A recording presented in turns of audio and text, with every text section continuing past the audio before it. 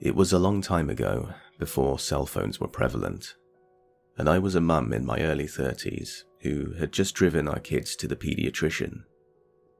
The doctor's office in Georgia was an hour away from our home, and I was just taking the two youngest of my three, then ages 1 and 3 years old, to a scheduled appointment. Because we lived so far away, their office always gave us the last 2 appointments of the day, and we were grateful. The doctor had just built a new building off a fresh spur of the highway, so the location was quite isolated in every direction, but a very nice facility compared to his old spot by the hospital there. His new building was also pretty far back on the new lot, and my car, a black Jeep Cherokee we had owned for 2 years, was one of only 4 or 5 cars in the parking lot when we got there. I parked near the front door, removed the kids from their car seats, and for the next hour or so we waited, then saw the doctor, paid, and finally exited back outside. Mine was the only car left in the lot as I loaded the children in their car seats for our trip home. But as the receptionist locked the front glass doors, my car somehow wouldn't start when I turned the key. There was just an odd clunking noise.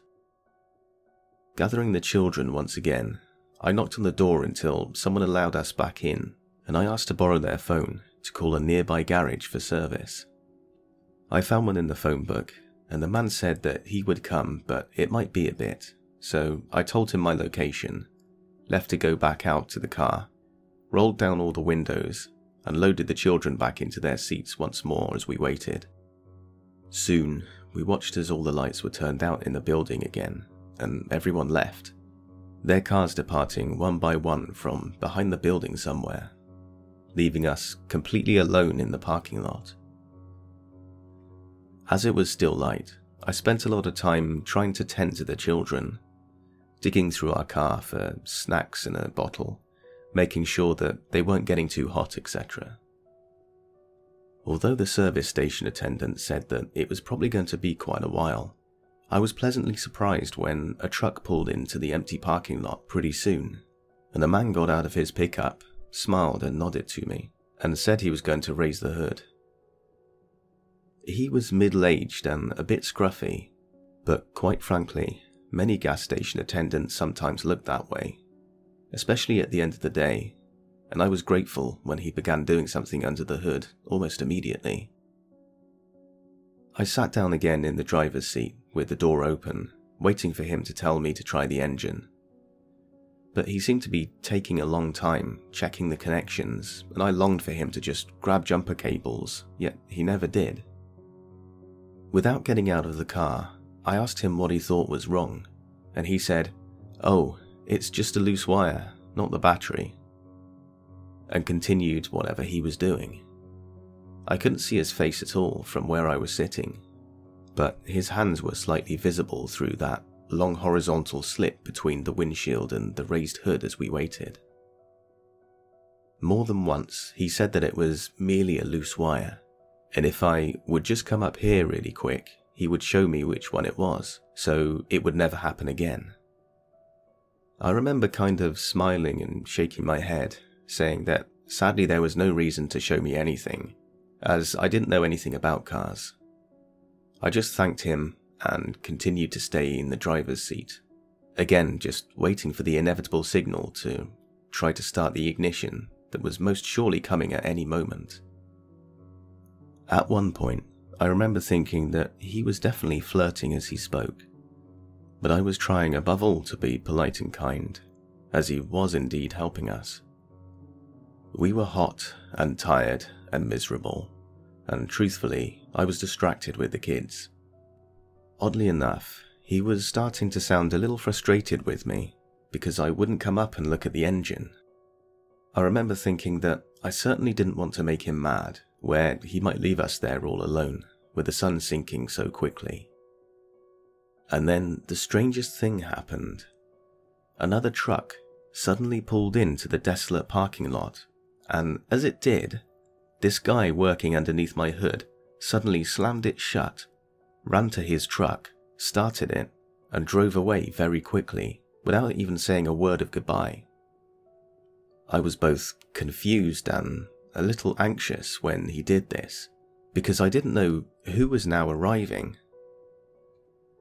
I even remember feeling a little frightened that he had suddenly left me there alone with the two little ones, defenseless. Why wouldn't he at least stay and speak to whoever was parking next to me now? It certainly seems the southerly gentleman thing to do. I looked around and was very aware, once again, that there were no visible cars on the road, no homes, no businesses nearby, and the sun was continuing to set quickly. As this new, also unmarked, pickup pulled in next to me, I got out of the car once again, this time more apprehensively. Upon exiting, though, he immediately introduced himself, and his name and voice seemed to match who I spoke to on the phone earlier. He then actually called me by name, apologized for being so late, and finally smiled and stared towards the road, pointing and asking who that man was that just left so suddenly. Relieved and unfazed, I just smiled back in surprise and told him, "Well, I don't know. I thought all this time he was you." And we both laughed slightly, and he grabbed the jumper cables, walked to the front of my car, raised the hood, and started to work. I immediately sat back in the driver's seat once more, suddenly grateful that, with luck, that air conditioner would be blowing full blast shortly, and once again checking the children.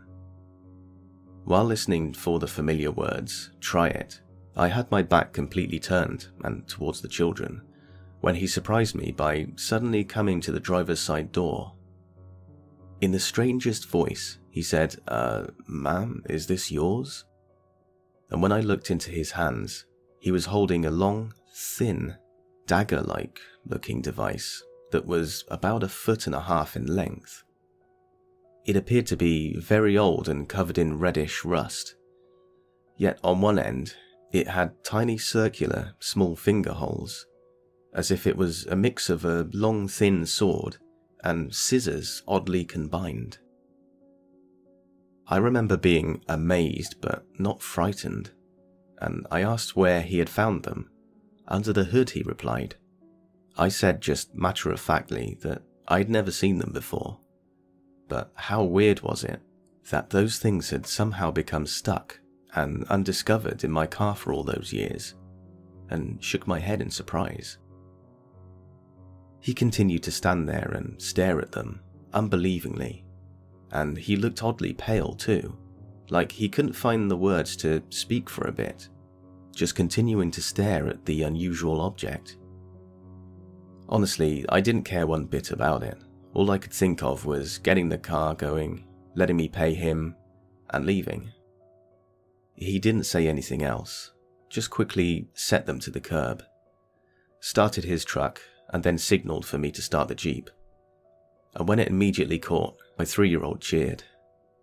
Grateful, I quickly turned on the air conditioner full blast, rolled up all the windows, aimed the air vents back towards the back seat, and reached for my purse to pay out.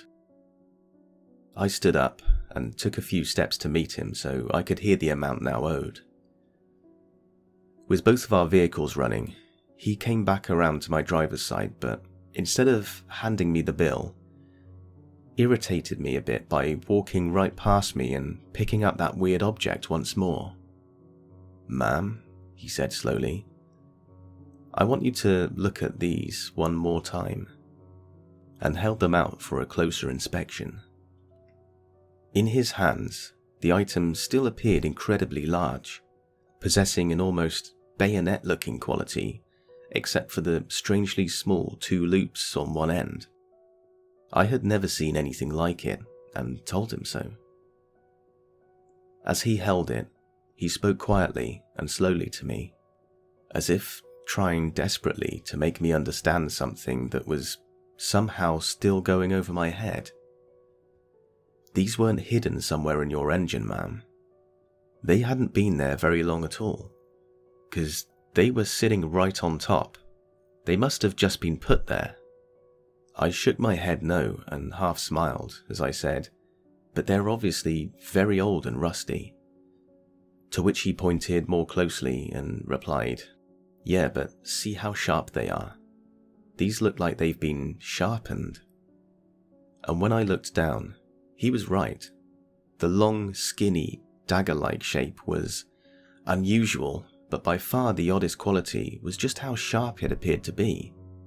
The edges at the tip where the rust had been removed was gleaming silver.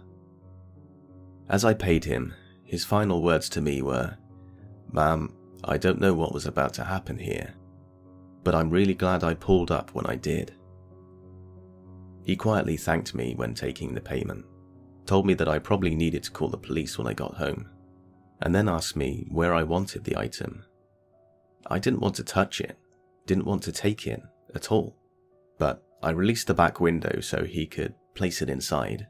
We both then left the lot together, him turning one way, me turning the other towards the small winding highway that would lead home, still an hour away.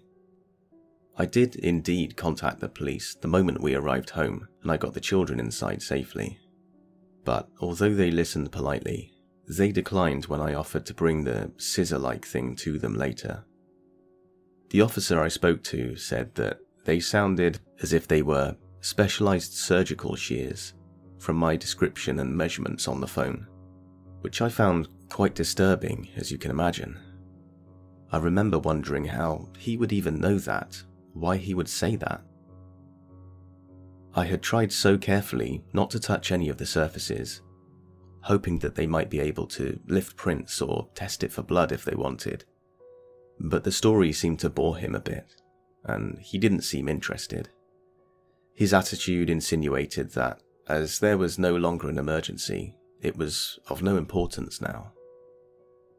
At the very end of the call, as if to wind things up, he did say that it sounded as if I was very lucky, and that I might want to keep the shears for a few days, just in case someone from his office got back with me later.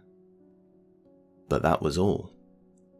I wrapped them carefully in newspaper and placed them in the brick storage unit behind our house, and there they remained for several more years, untouched, until we moved away and I finally, not wanting to bring them across several states, reluctantly threw them in the trash. Around that time though, if you look through old news reports, women were going missing all over Georgia. Some bodies were eventually found, but others remain missing to this very day. I often wondered what have happened if the service station attendant hadn't arrived when he did. If my children would still have a mother, if I would still have my son and daughter, if I would have missed all these years with them. I guess I'll never know. But I learned something very important about myself that day. I had always felt that I was pretty aware of my surroundings, pretty good at reading people and staying safe. But because I was exhausted and tired and hot and stranded in a different city, my common sense and intelligence simply left me for a bit and wasn't working at the time. And many of my friends and family still think that our car trouble that day and my lack of awareness could easily have cost us our lives.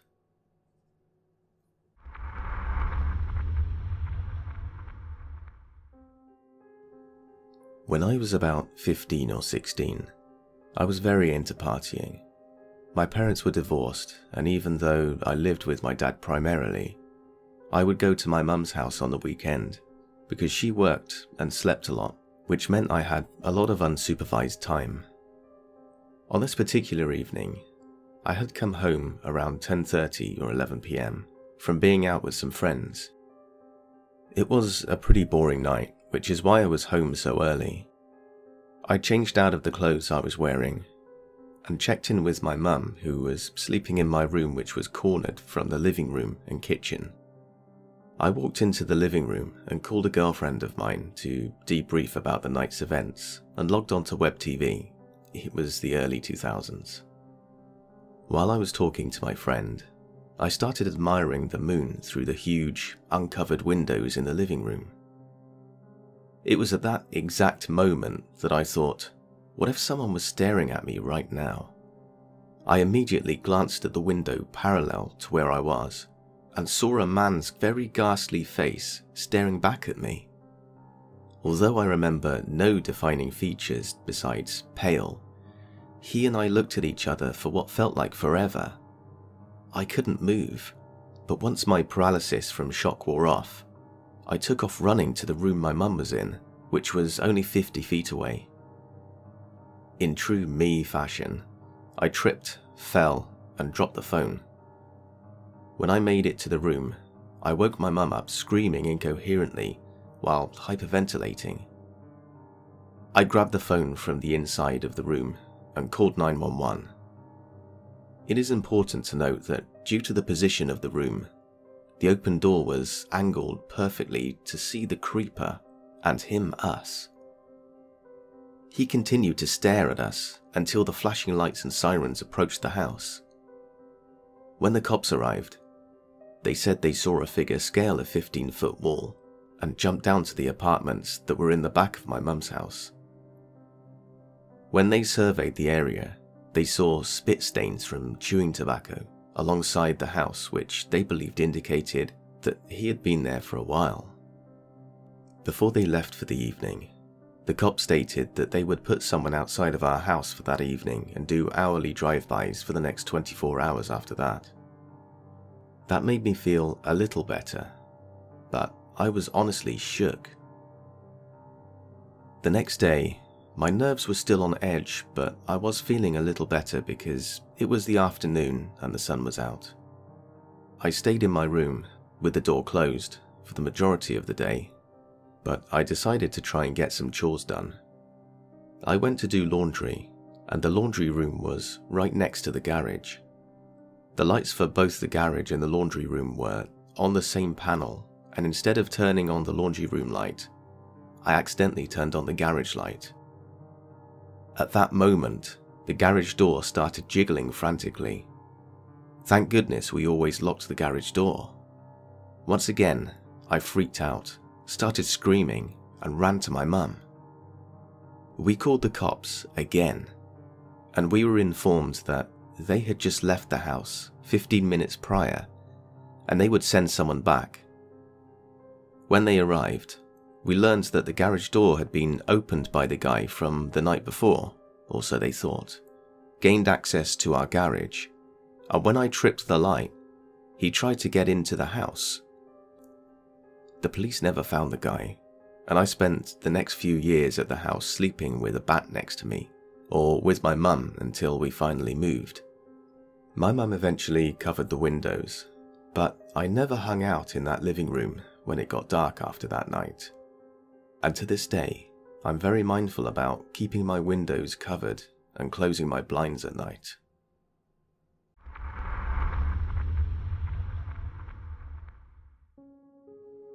When I was about 8 years old, my parents were going through a divorce, and me and my older sister used to spend a lot of time at our grandparents' house. It's a long ranch-style home on a corner of a very nice neighborhood that's 10 minutes walk from a gas station, grocery store, and a few fast food restaurants. The streets are long and lined with well-manicured houses, cradled by big, scenic California Valley hills all around. We were never very wealthy, but my grandpa bought it as a fixer-upper many years ago, and the property value has skyrocketed since then. As you can imagine, it's a very safe spot, and although there weren't many kids in the neighborhood, it wasn't uncommon to see neighbors walking their dogs or pushing a stroller down the sidewalk outside our house. Although my mum was especially protective all our lives, this particular neighborhood was densely populated, and my family knew just about everyone who lived there. She grew up in the neighborhood herself, so she was understandably trusting. She would once in a while let me and my sister walk to the Rotten Robbie gas station on the other end of the block and grab a snack. I would always get a ring pop, and my sister would grab a Three Musketeers before we made our way back home. My sister was about 11 at the time, and this small amount of freedom was a really big deal to us. Nothing compared to walking down the street all by ourselves in the summertime, laughing and joking around, a couple of dollar bills in our pockets. I felt like I owned the world. The one oddity I ever noticed around the neighbourhood was a small camper parked on the side of the road opposite the gas station, right along the back side of the fence of another house. It sat there in the shade like a permanent fixture, all the windows constantly covered by opaque beige curtains. I can't explain why, but it always gave me this deep sense of foreboding when I passed it. I was almost positive someone was living inside it because, at times, I'd hear the air conditioner running as it sat stagnant in the same spot. The hairs on my neck would always stand on end as I passed it, particularly as I passed the camper door, and I'd always keep an eye on it for the fear that one day it'd swing open just as I came to pass by. I think what bothered me the most was a drawing taped to the door from the inside. It was extremely messy, a sketch of odd lines in a brown-coloured pencil that was frustratingly indiscernible. I could see the outline of something, a vague shape, but could never make out what it was intended to be. I never had the nerves to stop and stare long enough to really investigate, but each time I walked by, I'd steal a glance. A year prior to the incident I'm about to describe, I was walking with my mum past the camper in the shade. We had just gone to the park nearby and, unfortunately, had to pass the camper before we could cross the street and continue walking. I didn't want to seem afraid, so I kept walking right behind her and didn't object when she walked past it. This time, I felt a little more brave. I was frustrated not being able to decipher the drawing for so long, and while my mum was feet away, I stopped in front of the camper door and took a moment to really look at the drawing. Upon closer inspection, the paper was filthy. I remember doing a project in elementary school where we soaked printer paper in black coffee to make it look aged, and that's what it reminded me of. My mum walked on without noticing I'd stopped following her, but my eyes stayed fixed on the indistinct mass of dirt-caked scribbles until I could make out what looked to be a tiny, malformed face. My stomach turned. I immediately felt cold and disgust as my eyes trailed over the rest of the image. I didn't know what kind of creature it was at the time, but now I can look back and say the drawing was a badly deformed fetus inside a mass of large, perfect circles, like those made by a circular ring ruler. Its face was contorted as if in pain. It was so graphically disturbing and seemed to portray this odd sense of suffering that stuck with me for days.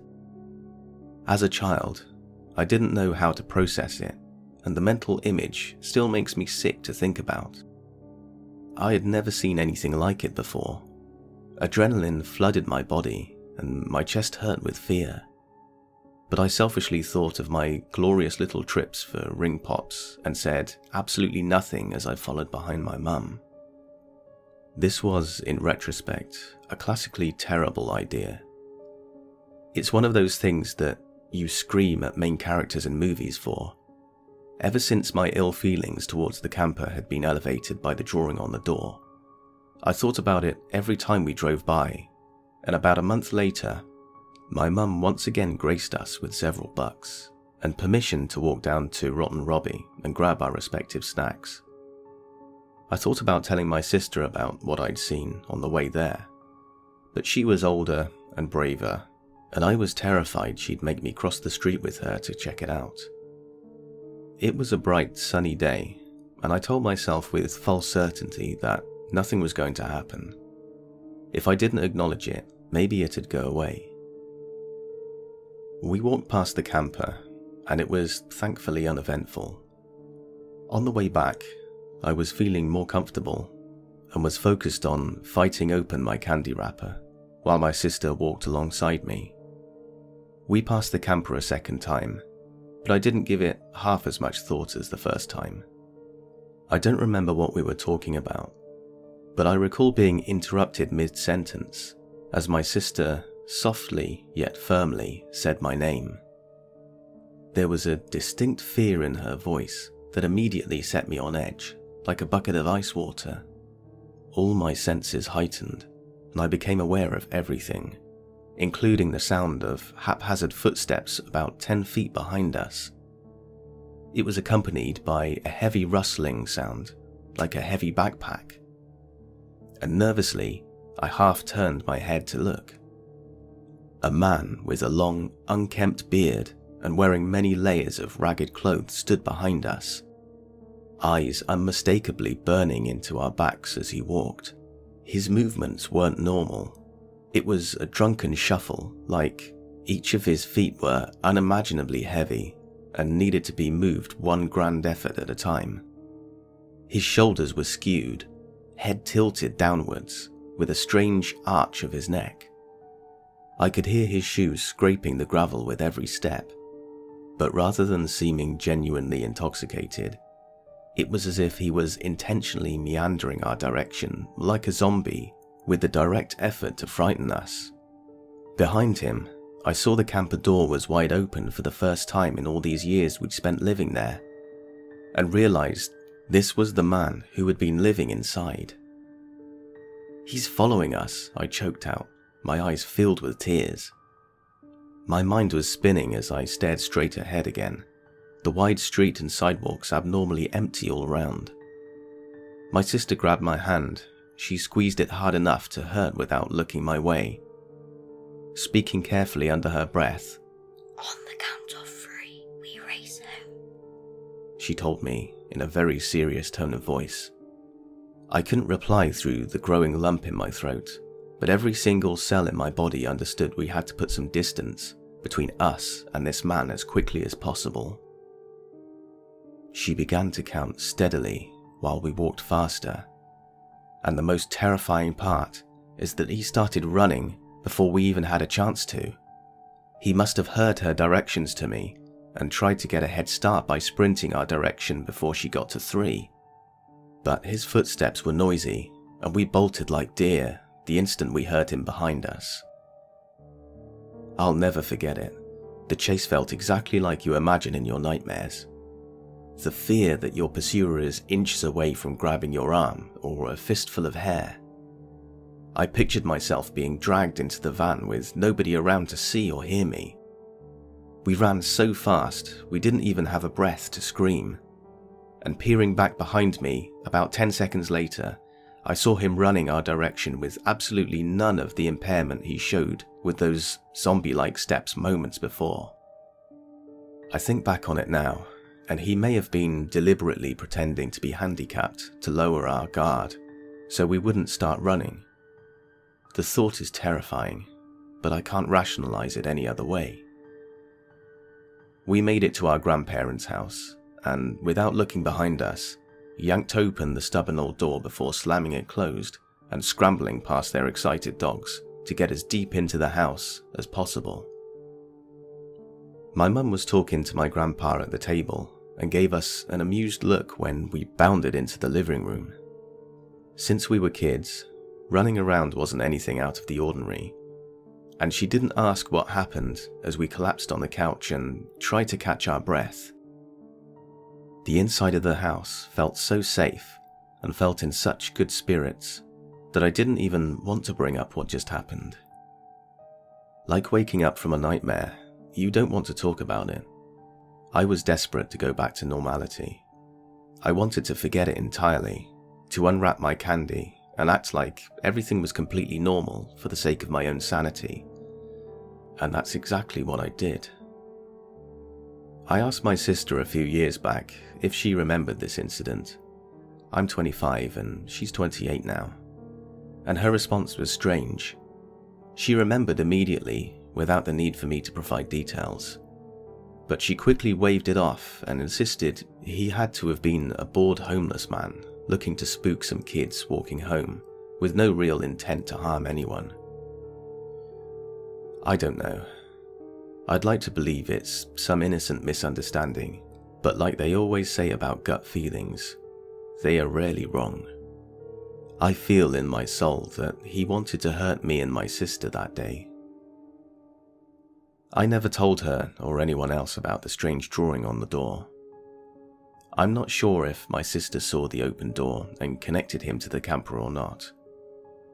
It's one of my biggest regrets, as I would hate for any other children to have been less fortunate after innocently walking past the camper in the shade.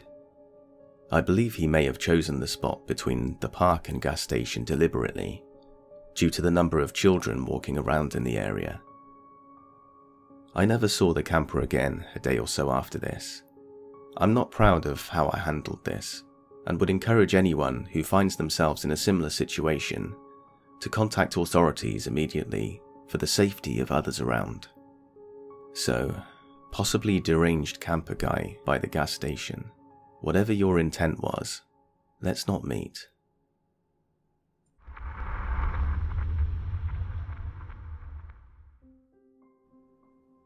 Back when I was attending university, I used to work on campus at one of the dining halls during the dinner/night shift.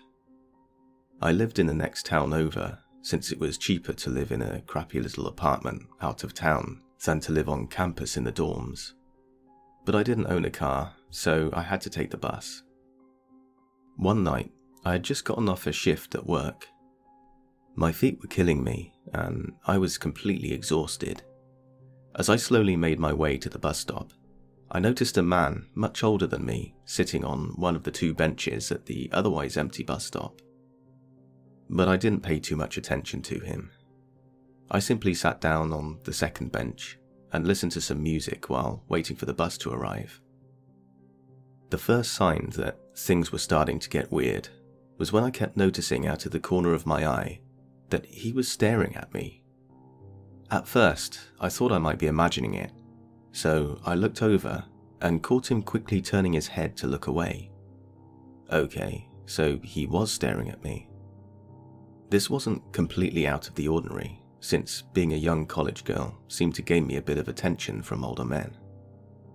So like usual, I just ignored him. That was a mistake. Again, out of the corner of my eye, I saw him look at me, but instead of just staring this time, he got up and walked over to sit next to me instead. I continued listening to my music, hoping that he'd see the earbuds and take the hint that I wasn't interested in having a conversation. Instead, this man literally took the earbud out of my ear. "Hey there, sweetheart," he said, as my head snapped to look at him in shock. I should have told him off for touching my things and demanded he leave me alone, but I was sort of frozen and didn't want to make him mad. Hi, I replied quietly. He started introducing himself as Mike, and telling me that he lived in the area, and it was always nice to see pretty girls like me at the university bus stop. He explained that he was a real man, unlike the boys I went to school with, and that I should go home with him that night. I was a shy, scared virgin who had never had a man be as bold as this to my face. I say to my face because I had certainly gotten my fair share of unsolicited private pictures online by that point, but I digress. I didn't know how to respond, so I didn't. But that didn't stop Mike from continuing to explain to me all the fun things that he wanted to do to me at his place that night. He got into graphic detail, the things he described starting out with basic things you'd expect, and escalated to him asking if I liked being choked until I turned purple and passed out in bed. I wished there were anyone else at the bus stop, but it was just the 2 of us, in the dark, alone, as I counted the seconds until the bus would arrive. Then Mike took things to a different level of shocking by telling me, "Listen, the demons want me to ask you for your phone number, and they say you should give it to me, or you won't like what happens." He actually had the audacity to start stroking my hair. His hand was gentle, but I didn't want him touching me at all. This was shocking for a number of reasons. The demons? I wouldn't like what would happen. Why was he touching me? What the hell was this guy talking about? As though he could read my mind, Mike went on to explain, "My therapist knows the demons are real. I told her about them, and she says I'm not crazy, and the demons are real." He laughed, then abruptly stopped. "Now, give me your phone number like they said," he demanded.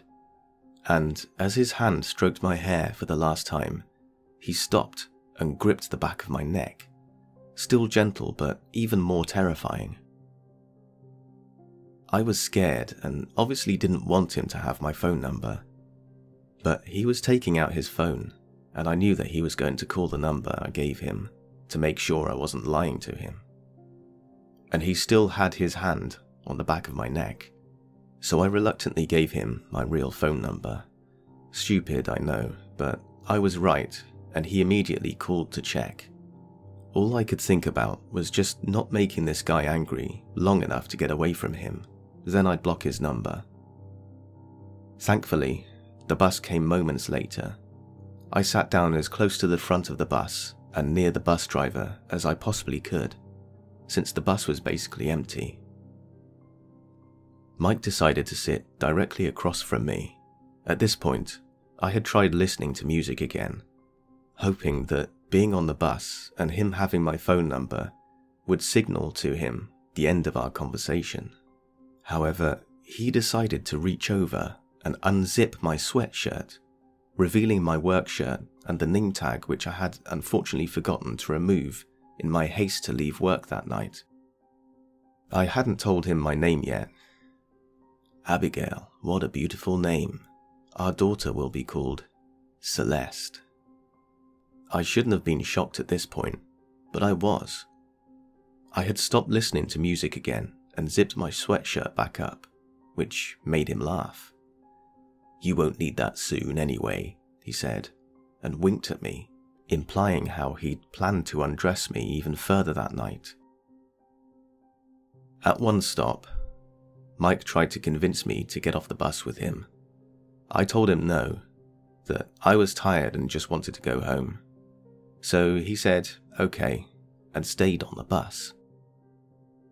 I knew that had been his stop, so the fact that he was staying on the bus worried me.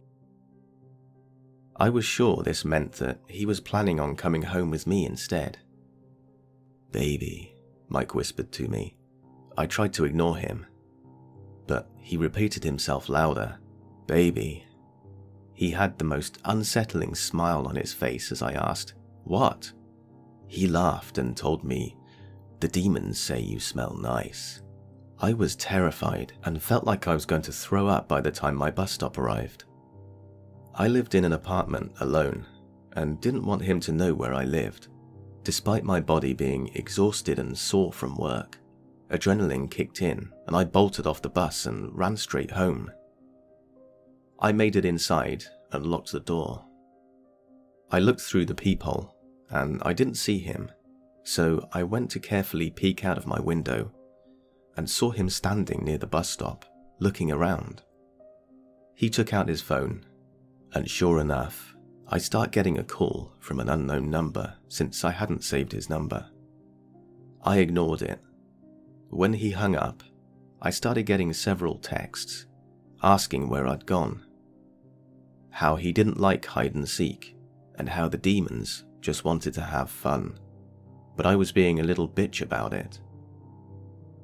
I was so scared because he knew which apartment building I lived in, where I worked, where I went to school, my phone number, and my name. The only good thing which made me feel slightly relieved was that he didn't know which specific apartment number I lived in. That's when he started yelling outside. There were no specific words said, just wordless yells of what I can only assume were frustration and anger. I blocked his number and kept all the lights in my apartment off as I cried with my back to the front door. Maybe I should have called the police, but my brain was so frazzled that I didn't even think of that till the next day.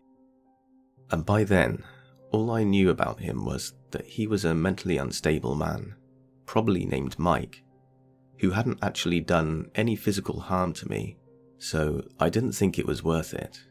In hindsight, I know I made a lot of stupid mistakes during this experience.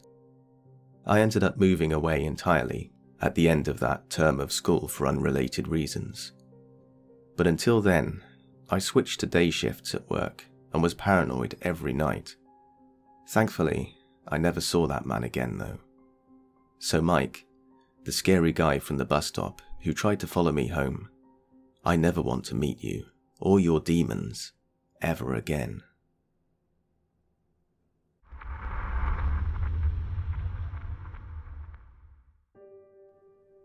So, I'm a French student and I study at a university in the UK. It's a campus university, meaning that the university and all of its affiliated buildings are centred in an area outside of the city. As a second-year student, I live in the nearest town to the campus, which is 20 minutes away by bus or car. The town I live in is relatively nice, even though the north part is much nicer and safer than the south. Me and my 7 roommates live in a 10-bedroom house in the north side. Even though this is a relatively nice town, it is known for sketchy people sometimes hanging around anywhere in the town. And there is an alarming amount of crime for such a small town. However, I was never too worried until now. A couple of weeks ago, I was coming home from a coffee date with a friend of mine. I was on my way home, crossed the street to my doorstep, and I was just pulling my keys out of my pocket when a guy interrupted me. I turned around and a man was standing there. He was probably 5'10" or something, like around 23 years old, and wasn't too built honestly. At first, I thought he was a delivery man, because one of my roommates was expecting an Amazon order, which she asked me to get for her. He started talking. "Sorry to bother you. I saw you walking from over there, crossing the street. You have something attractive in your walk." At this point, I just assumed he was some rando trying to flirt with me. He then asks, "Are you Spanish?" It's a question I get often, and this man didn't look harmful, so I answered him, "No, I'm French."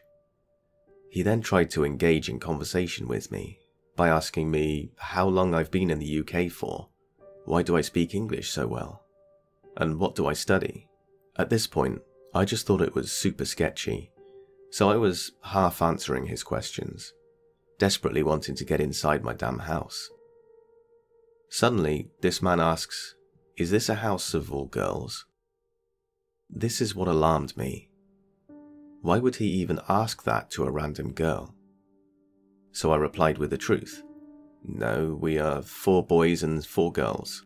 He then seemed quite unsettled, and he asks if I know his friends that used to live here last year, and I say no. He then says he'll leave me to it, and take care, have a good day, and finishes with, "I'll see you soon." I'm not one to panic easily, but when I came home, I immediately went to my roommates, Brooke and Mia, to tell them what happened. As I finish my story, Mia looks at Brooke and then back to me, and I just know something was up. Then Mia goes, 2 days ago, I was coming back from the store, and I could sense that someone was following me. At some point, he came up to me and he matched exactly the description from the guy who was just here. Mia, Brooke and I were just plain worried at this point. Mia said, "He wanted to talk to me and wouldn't listen when I asked him to leave me alone because I have a boyfriend. And he left once I got home and shut the door in his face." This means that this man, assuming it is the same, followed Mia to this house, and he was also hanging around this place when I came home. When the 4 boys came home, we all told them about what happened, just to make sure that if anything were to occur, there was a backstory. Every time I go out of the house and come back, I look around to see if that man is around. We never saw him again until a couple of days ago. We received an alert from the Students' Union saying that a young woman had disappeared in the south of town, and they suspect a kidnapping, so they were urging everyone to be careful. We didn't hear much about it for a couple of days, until they found the woman's body near the riverside one morning. A couple of hours later, they caught the guy and released his picture. It was that man that was at my doorstep. I don't think it's entirely sunk in what happened, or in this case, didn't happen to me, but it's still disturbing to know that that poor woman could have been me, or even my roommate. Even though the man has been caught, I still look around my block whenever I leave home, or whenever I return home.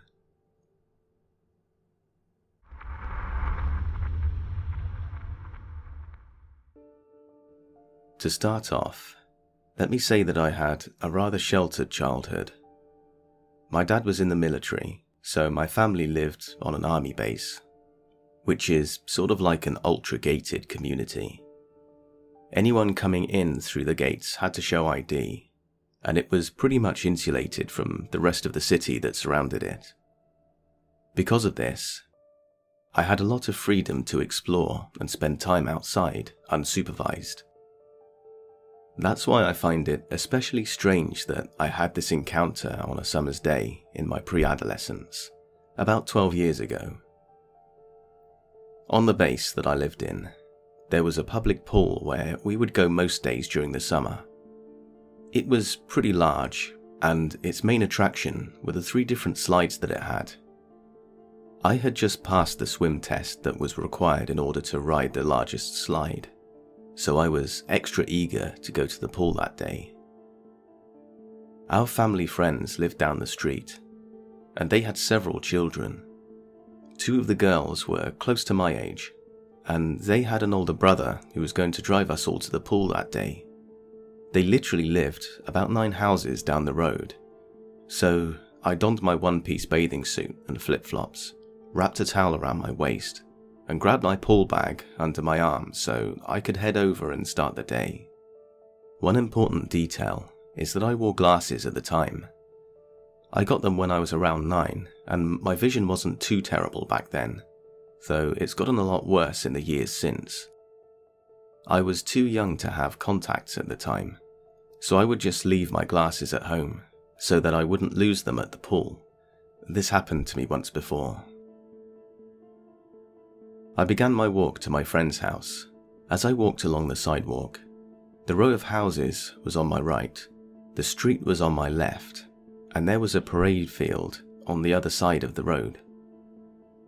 Since this was a main road, nobody was allowed to park on the street in front of the houses, and everyone would instead park on the service roads behind them. This is why I noticed that a car passed me and parked right in front of my friend's house. I figured my friend's brother must have invited someone to the pool with us. I noticed someone get out of the car, and to my surprise, they didn't walk to my friend's house. They walked up the sidewalk towards me. As the person drew closer, I saw that it was a guy. That's really all I could see. It seemed to be an average height, somewhat skinny dude. Again, I kept thinking that it was my neighbor's friend, and he was going to ask me if he had the right house or something.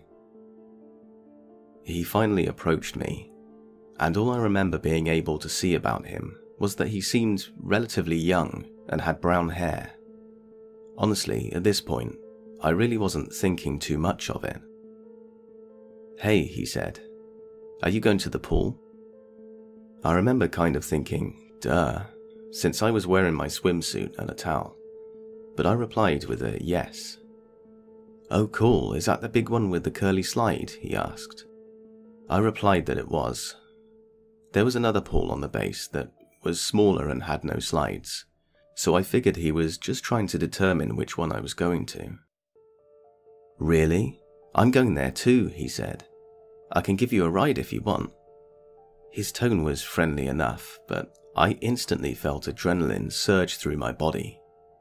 I may have been a sheltered child, but this was the exact scenario that I had seen in countless movies and PSAs, and I instantly felt panicked. Some stranger asking me to get in their car with them was not something that I was dumb enough to accept. not after years of stranger danger conditioning. No thanks, I answered him. I remember straining to look at him, to see some defining characteristics that I could tell my mum about later. But I was not about to get closer to him to get a better look. And all I could make out was brown hair, and that he seemed youngish. Okay, well, would you be able to give me directions there then? If you come to my car, I have a map and you can show me the way, he said nonchalantly. My panic instantly rose when he mentioned coming to his car, and it struck me as super strange that he apparently knew the pool I was talking about, offered to drive me there, but then suddenly claimed he didn't know where it was. All I could think about was getting away from him, so I stammered, "No, I'm good. I'm riding with my friends, so I'll just go with them." He just said okay and walked back to his car. I had to walk the same direction as him, but I cut diagonally through all my neighbours' yards so that I wouldn't risk walking near his car. He reached his car and got inside, but he didn't drive away. I remember wishing so badly that I could see the license plate, but that was way too far for my eyes to make out. As I walked to my friend's door, I knocked frantically and kept looking behind me to see if the car was still there. They answered in about 30 seconds, and as soon as they opened the door, he drove off. My friend's mum was the one who answered, and she could tell something was wrong. I told her what had just happened, and I think that they ended up calling the local cops, but nothing ever came of it. To this day, the entire encounter really confuses me. The guy really didn't seem threatening, and when I told people that he seemed to be young, in his early 20s maybe, everyone kind of brushed it off. But I just can't imagine anyone having a good reason for inviting an unknown 11-year-old girl into their car. Either your intentions are bad, or you're so incredibly stupid that you don't realize how creepy you are. I guess I'll never know what was up with that guy, but I'll happily never meet him again.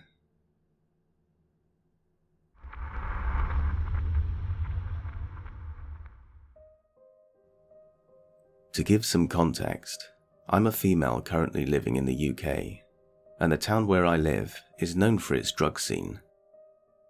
But it doesn't have a violent crime problem to speak of. I think that's why I found what happened so shocking, because I lived in London before, and while some messed up stuff did happen to me there, it was nowhere near the level of what happened to me earlier this year. My partner and I live together in our flat, which is in a relatively busy residential area. I work from home, however, and he's out of the flat quite a lot, so I guess it might look to an outside observer like I live alone.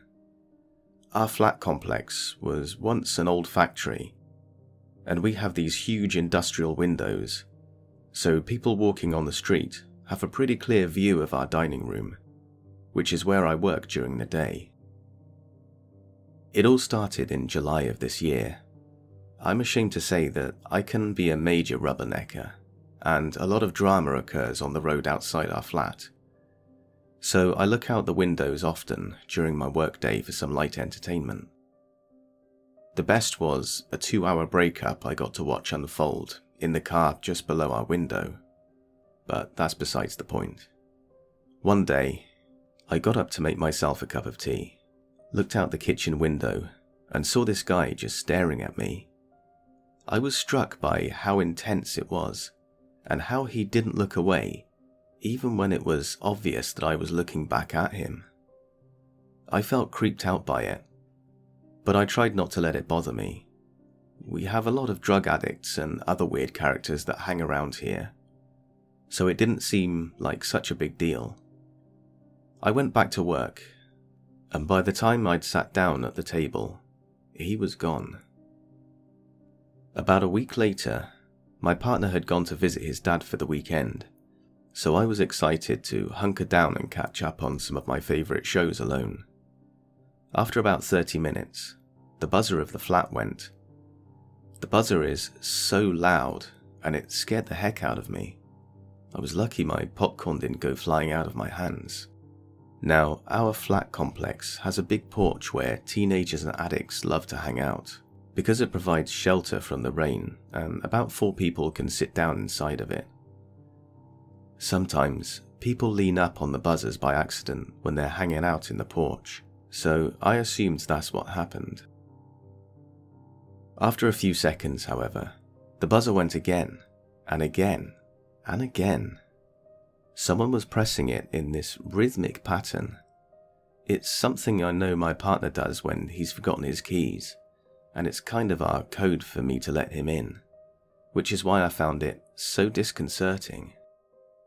At first, I was worried he might have missed the bus to his dad's house, and had decided to come back to the flat. I was nearly about to buzz him straight in when I thought it would be a good idea to pick up the phone first and check who it was. As soon as I picked up the phone, the person standing near the intercom must have heard because they said, "Hello?" It was definitely not my partner. I asked who it was and why they were buzzing the flat so late at night, but all they said was, "Can you let me in?" I asked them why they wanted to come in, and they said, "You invited me, remember?" While they were talking, they kept kind of laughing under their breath, and the whole exchange put me on edge. I told them I had no idea who they were and just hung up. I was half expecting them to start pressing the buzzer again, but they didn't. After a few minutes, I crept out of the flat to have a look who was in the porch, but they were long gone. My partner has to get up early for work, whereas I'm more of a night owl. Most nights, I'm up until around 2 or 3 a.m. working on my laptop while he's asleep. A few nights after the intercom incident, I was on my laptop watching YouTube videos and realized that we'd forgotten to take the trash out. This happens a lot, and it's not uncommon for me to take the trash out at around 1 or 2 a.m. At least, it wasn't until all this happened. I put my slippers on, grabbed the bag of trash, and took it out to the curb outside the flat's main entrance. When I looked across the street, there was this guy standing on the opposite street corner. He was watching me, and his eyes followed me all the way from the front door to the curb. I noticed he was smoking, so I assumed he lived in one of the houses across the street. I remember even thinking, wouldn't it be creepy if he tried to come over here? As I put the trash bag down, I caught a glimpse of movement out of the corner of my eye. I looked up and saw him walking in a straight line across the road towards me, with his eyes fixed on me the entire time. I don't know how to describe it, but the look on his face filled me with this instinctive sense of dread. It felt like someone had just turned my stomach inside out. I pulled my keys out of my hood pocket, turned around, and ran to the front door. I never felt that kind of fear before, and it was like my body was compelling me to get as far away from this man as possible. I got into the building, slammed the door behind me, and rushed to my flat without looking back. I didn't want to know whether he'd followed me or not. I told my partner about the whole thing the next day, and how shook up I was. We agreed that we'd be more proactive with the trash, and I've never taken it out late at night again. Fast forward to the beginning of August. About 2 weeks after the trash incident, and I'd pretty much forgotten about all of it. I was still too scared to go out late at night on the road, but nothing weird had happened since then. I went to bed about 2 a.m, but I felt restless for some reason and struggled to get to sleep. By about 3 a.m, I was contemplating whether or not to give up and go do something else, when I heard this scream. The sound cut right through me. There was something visceral about the terror in that scream. I knew it was bad, because my partner went from stone cold asleep to being up in a shot. He asked me what it was, and I said I don't know. I went to the window straight away and looked out. Down one of the side roads near our flat, I could see headlights, but couldn't get a clear view of the car. The screaming continued in bursts, and after a while, I could make out words. It was a woman, and she was saying, get out, over and over again.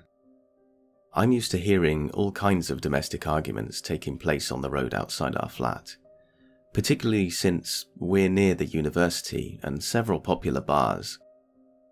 But this was different. There was this raw fear in her voice that made the hairs on my arms stand up. I turned to my partner and said I had to call the police. When they picked up and I explained what was happening, they seemed disinterested at first, but the operator's tone changed when I told them where it was. I think they must have been getting calls from around the area about it. It was sometime during this phone call that I heard a screech of tires and the screaming stopped. The operator asked me to go back to the window and describe to them what was happening. When I looked down, there was this black car sat on the road. One of the neighbours from across the road was speaking to the two guys in the car.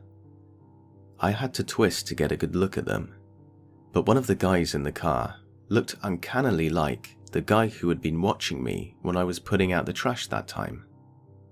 At first, the conversation seemed congenial, but it took a turn when the neighbour asked them some sort of question that I couldn't hear clearly, and they sped off down the road. Within no less than 10 minutes, 3 police cars arrived and had blocked off the roads leading to our flat. Our residential area is on a grid system. They were knocking on doors and asking to speak to all of our neighbours. I told my partner that we should go out and speak to them, since we saw a lot of what happened, and my partner had had the foresight to write down the license plate of the black car. When we went out, there were these 2 girls talking to one of the police officers.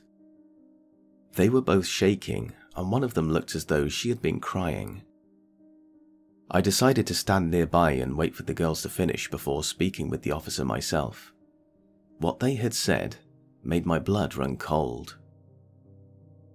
They were from one of the houses that looked out directly onto the road where I had seen the headlights, so they had a clear view of what had happened. Like us, they had been alerted by the screaming and gone straight to the window.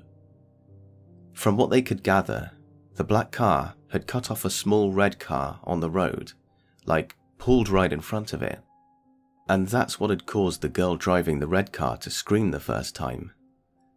They thought it might have been some kind of misunderstanding, but then they watched as one of the guys from the black car got out, walked to the red car, and jumped in through the window. That's the point when the girl must have been screaming, "Get out, get out." There had been a struggle, and the girls watching said they assumed the guy was just trying to steal the car. But then he forced the driver into the back seat, and that's when he drove off. The 2 girls were both hysterical at this point, and you could tell they felt guilty for not intervening. I could feel that same guilt seeping into my thoughts as well.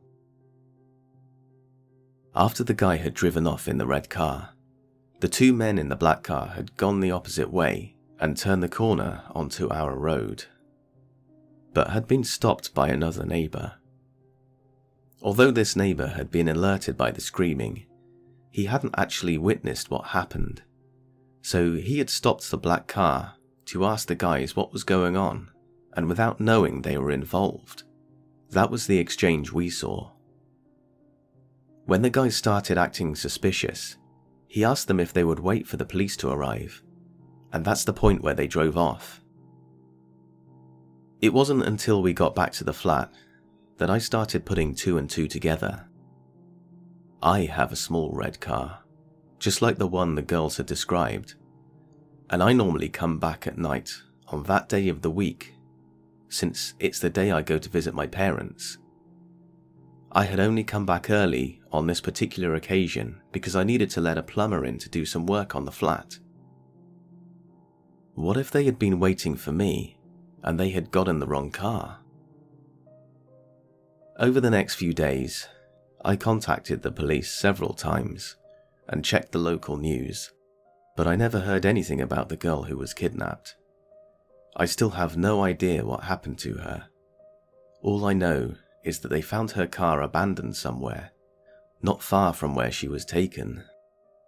But she wasn't in it.